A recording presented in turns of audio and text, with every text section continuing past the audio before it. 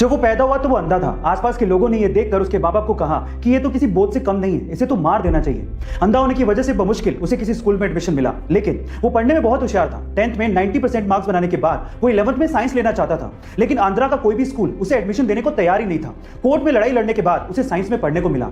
12th में अच्छे marks बनाने के बाद वो IIT में पढ़ना चाहता था, लेकिन इंडिया की कोई भी IIT उसे एडमिशन देने को तैयार नहीं थी। इसके बाद उसने US की नामी यूनिवर्सिटी MIT में अप्लाई किया और वो इंडिया का पहला ऐसा ब्लाइंड स्टूडेंट बना जिसे MIT यूनिवर्सिटी में एडमिशन मिला। इसके बाद वो चाहता तो अच्छी सैलरी पे वहां पे काम कर सकता था, लेकिन वो इंडिया आया और उसने अपने जैसे लोगों को हेल्प करने की सोची। इसके बाद उसने हैदराबाद में बुलांट इंडस्ट्री की स्थापना की और वहां पर दिव्यांग लोगों को नौकरियां भी दी और उन्हें सम्मान से जीना भी सिखाया। गाइस, जिसे लोग बोझ समझते थे, आज वही लड़का 100 करोड़ की कंपनी का मालिक है और अपने जैसे कई लोगों की जिंदगियां बदल रहा है। उनका नाम है श्रीकांत बुला। गाइस, ये बात है 1980 की, जब महाराष्ट्र के जलगांव डिस्ट्रिक्ट के अमलनेर गांव में रहने वाले मोहम्मद अनवर के पिता की अचानक से मौत हो गई।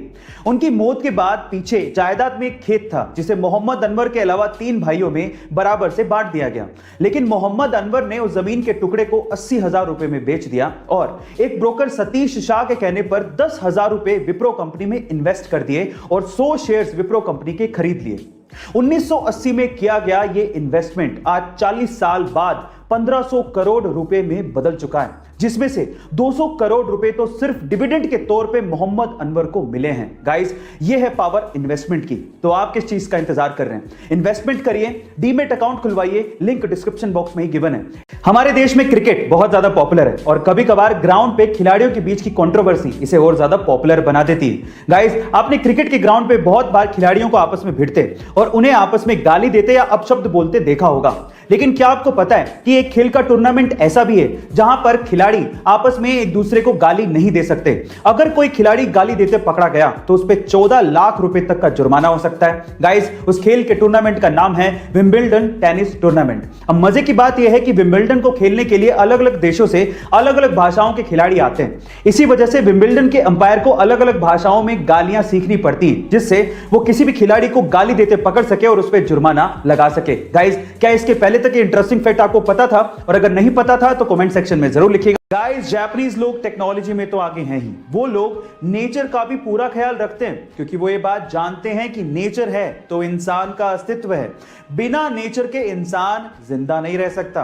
अब इसके लिए वो लोग क्या करते हैं, एक सिंपल एग्जांपल से बताता हूं। देखिए, वहां पर एक न्यूज़पेपर चलता है जिसका नाम है ग्रीन न्यूज़पेपर। अब क्या खास बात है इसकी, आप लोग जान के हैरान रह जाएंगे। उस ग्रीन न्यूज़पेपर के अंदर छोटे छोटे से बीज डाले हुए होते हैं। जैसे आप न्यूज़पेपर को पढ़ के उसे मिट्टी में दबा देंगे तो उसमें से पौधे उगाएंगे। ओह माय गॉड, है ना अमेजिंग फैक्ट। गाइस, जहां एक और कोरोना के डर के चलते हम लोग घर बैठ गए, हमारा धंधा पानी सब बंद हो गया। अब कहीं जाके हम लोग एक नॉर्मल लाइफ जीने की कोशिश कर रहे हैं, लेकिन वो भी बहुत इत्मीनान से। वहीं दूसरी ओर अक्षय कुमार इसी कोरोना काल में एक फिल्म शुरू करते हैं और उसे खत्म करके भी आ जाते हैं। जी हां गाइस, अक्षय कुमार की फिल्म बेल बॉटम दुनिया की ऐसी पहली फिल्म बन गई है जिसकी शूटिंग कोरोना काल में ही शुरू की गई और कोरोना काल में ही इसकी शूटिंग खत्म भी कर दी गई। ओह माय गॉड, और इसके लिए अक्षय कुमार ने पूरी टीम को धन्यवाद कहा है। गाइस, है ना अमेजिंग फैक्ट। 1999 में एलोन मस्क ने अपने दोस्तों के साथ मिलकर $10 मिलियन की इन्वेस्टमेंट के साथ X.com नामक कंपनी शुरू की। बाद में यही company famous payment system company PayPal बनी, जिसे 2002 में eBay ने $105 बिलियन में खरीदा। अब इस डील की वजह से एलोन मस्क को $165 मिलियन मिले। एलोन मस्क चाहते तो पूरी जिंदगी ऐशो आराम के साथ बिता सकते थे, लेकिन तब इनका पागलपन शुरू हुआ। इन्होंने लगभग $100 मिलियन SpaceX में डाले और लगभग $70 मिलियन टेस्ला में डाले। तब लोग इन्हें पागल कहने लग गए थे, लेकिन वही पागल बंदा $70 मिलियन से $40 बिलियन बना के आज दुनिया का सबसे अमीर आदमी बन चुका है। गाइस, है ना ये पागलपन।